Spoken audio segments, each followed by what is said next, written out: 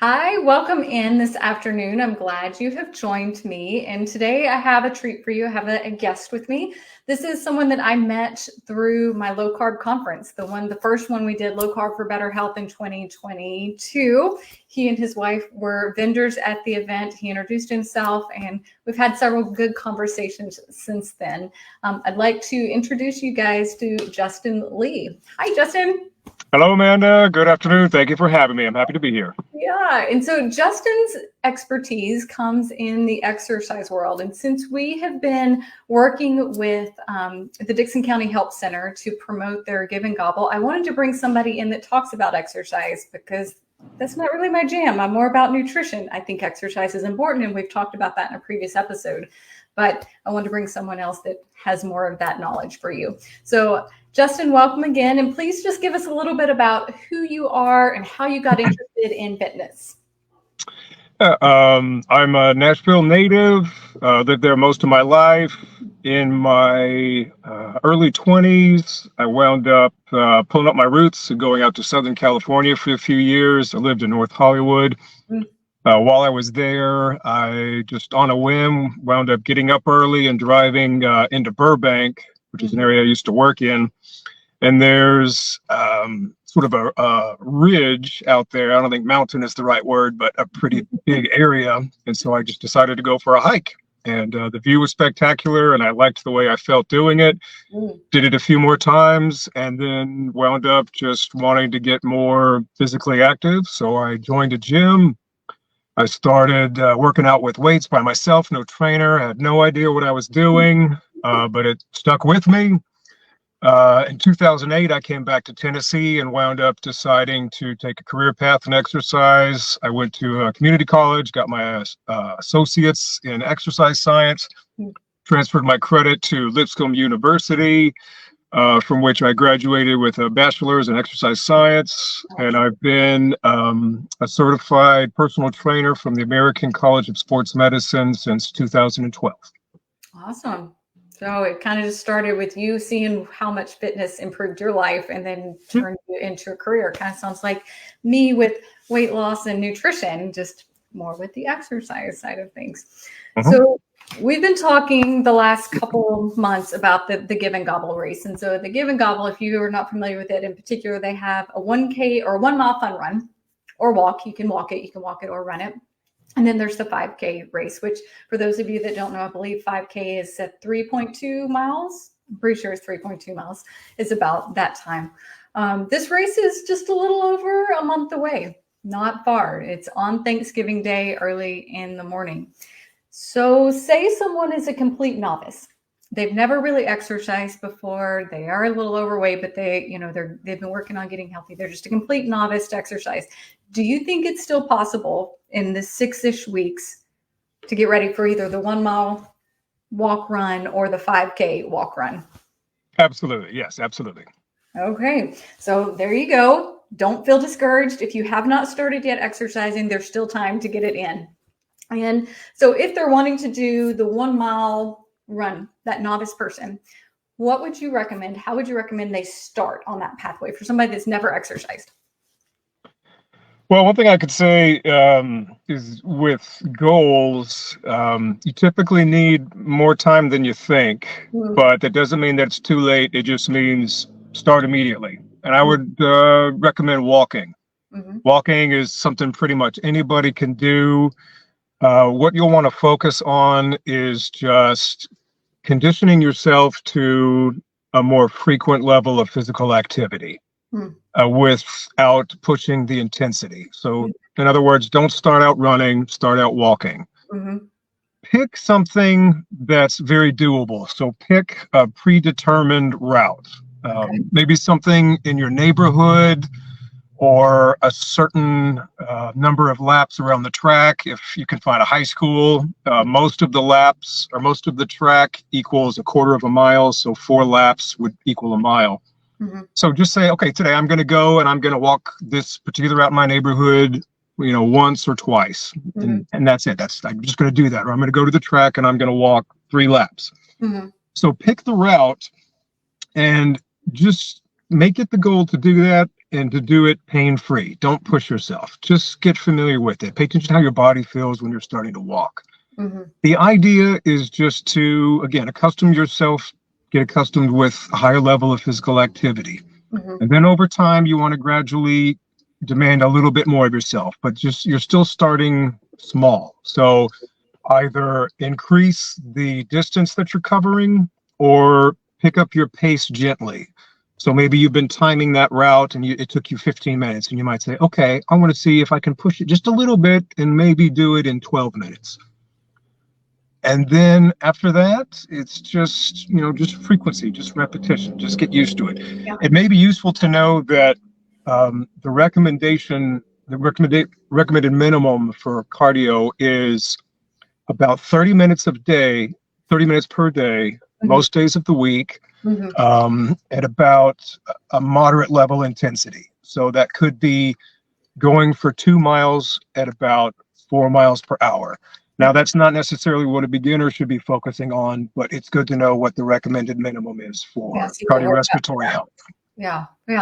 So if someone's doing this training, do you think it's important that they do something every day, or do you think a rest day in there is important as well, if they're just working up to that 1 mile or that first thing that they're headed to?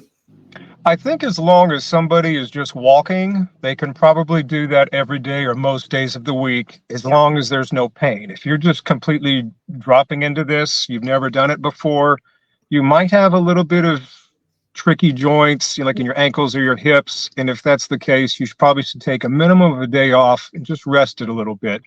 So go maybe 2 days later and then see how you're feeling.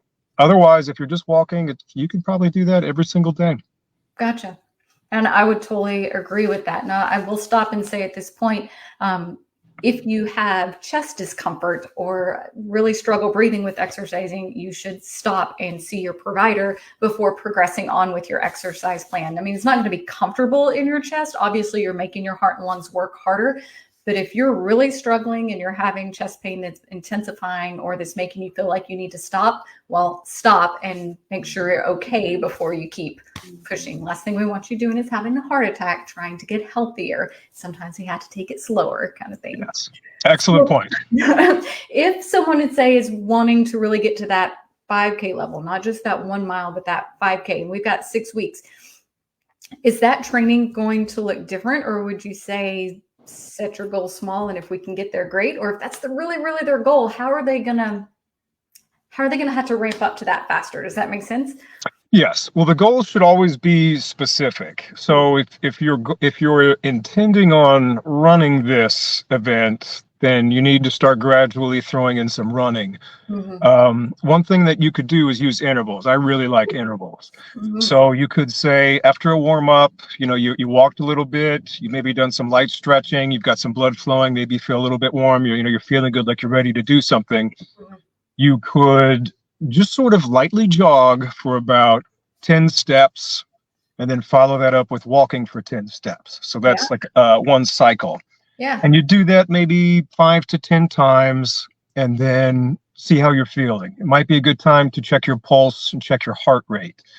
A good metric for cardio is just to find out what heart zone or what training zone of your heart rate you're in.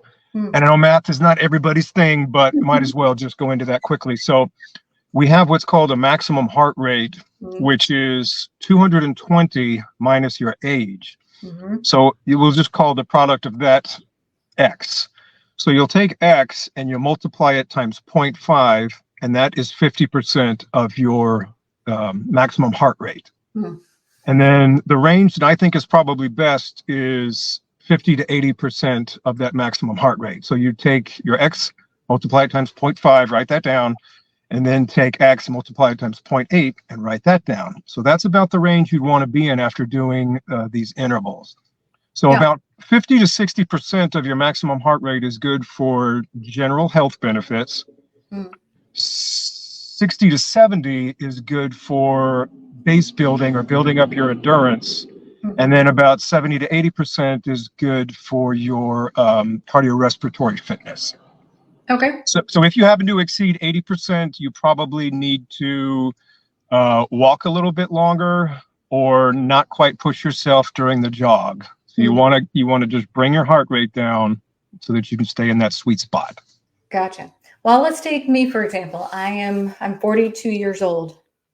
I just told everybody that. That's okay. I look really good for 42 years old. So you said you take 220 minus your age. So that's 178. Then what I do with that number? To find 50% of your maximum heart rate, you take 178, multiply it times 0.5. You can use a calculator. It doesn't matter how you get there as long as you get the right number. Right. And then, write that down. Okay. And then you also take the 178, multiply it times 0.8, and that will give you 80%. So somewhere in between that 50% and 80% is about the sweet spot you want to stay in. Gotcha. Especially when you're just getting, new to this. You're just getting into an exercise program. So for me, that's somewhere between 89 and 42 beats a minute, which I could say my resting heart rate is generally in the upper 50s. So that's a pretty big jump for me. So yeah. Awesome.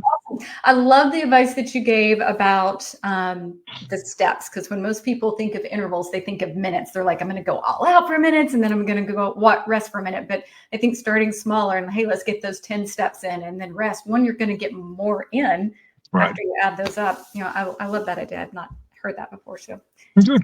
It should be, you might have heard about the talk test. So you want to be able to exercise at a pace or a duration that allows you, like if you had a friend with you, that you'd still be able to talk with this person in a conversation. When you find that you might be gasping for breath and you can no longer engage in conversation, that's a sign that you need to dial it back and take it a little bit easier. Yeah, I agree with that. All right. So what do you think about these like Couch to 5K apps? The apps, have you found anyone has found those useful? Yeah, the ones that I've seen, you can incorporate your playlist. So if you like doing cardio or some type of physical activity while you're listening to a podcast or your 80s hits or whatever, if the app will allow that to be incorporated, that's great. A lot of the apps will have trainers associated with them. They can give you certain programs. Apps, I think, can also track how long you ran and where you ran, sort of a GPS thing. And so you're able to monitor and record what your progress is like over time. That's really good. I'm really big on keeping records, because if you're making advancements, you can always go back and look at your records and find out what you did to get to that point.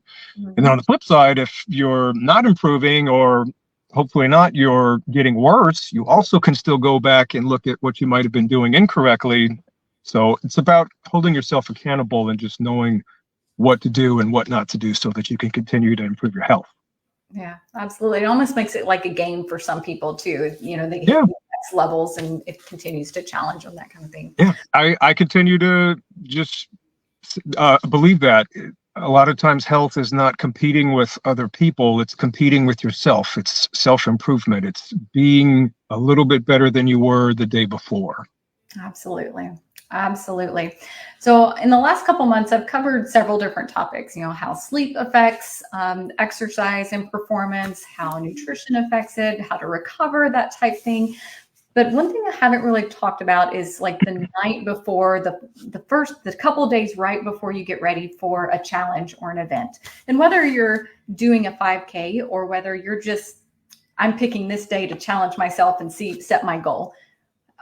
Anything you would recommend that night before to really prep yourself to get ready to compete and do your best the next day, whether it is a 5K or a personal challenge? Sleep for sure. Get plenty of sleep. If you're running an event, it might be good to have some extra water bottles made up. I don't know if it makes sense to carry this extra water with you, but maybe you've got someone who really likes you and is willing to meet you at predetermined spots along the way to sort of hold their arm out over the road or whatever to pass you some water. Depending on the event, the organizers may do that for you. I don't know. But I would say definitely sleep. So also, it's October. You will want to dress in layers. Absolutely. As you get out there, outside and just in the starting line or whatever, it might be kind of chilly, but as you start to warm up, you want to be able to remove layers to keep yourself from overheating. So maybe you have a light jacket on, and then underneath that you have sort of a long sleeve pullover. You want to be able to get those off easily so you can continue to run or walk as necessary. Yeah. And so you don't fall down, because that would be what I would do. I'd be trying to pull it off and just fall down and roll down the hill or something of that nature. So don't do that. No, that would be me though. All right. Thank you for chatting with us. If someone is interested, they feel like they need a trainer, they need somebody to partner with them, how could they connect with you if they're interested in working with you? Sure. My email is jlfitme@gmail.com. That's jlfitme. I'm on Facebook and TikTok as jlfit. The Instagram one's a little weird. It's j.l.fit.me,